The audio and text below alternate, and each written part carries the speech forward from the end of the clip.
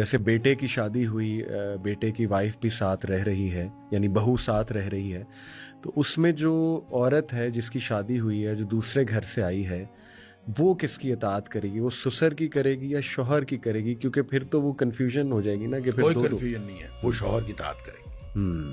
جب کسی بچی کی شادی ہو جاتی ہے، وہ دوسرے گھر چلی جاتی ہے، ولی ایجاب کرتا ہے۔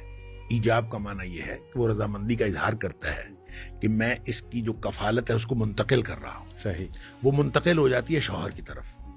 اب کفالت اس کی منتقل ہوئی شوہر کی طرف، اطاعت بھی اس کی منتقل ہوگی شوہر کی طرف۔ لہذا اب اس نے شوہر کی اطاعت کرنی ہے، اب اس نے اپنے باپ کی اطاعت بھی نہیں کرنی۔ جو شادی ہو کے خاتون اپنے شوہر کے گھر چلی گئی، اب اس کے اوپر اپنے ماں باپ کی اطاعت دوسرے نمبر پر چلی جائے گی، پہلے نمبر پر اس کے شوہر کی اطاعت ہے۔ بالکل ٹھیک۔ اب وہ نئے سسٹم میں آ گئی ہے، اب اس سسٹم میں اس کا شوہر ہے، ٹھیک ہے، اب اس کا شوہر ہے، نیا فیملی یونٹ بن گیا۔ اس فیملی یونٹ میں یہ خود ماں بننے کے قابل ہو گئی ہے، لہٰذا اب اس کے اوپر جو اطاعت ہے وہ شوہر کی ہے، لہٰذا کوئی کنفیوژن اس میں نہیں ہے، اس کو شوہر کی اطاعت کرنی ہے۔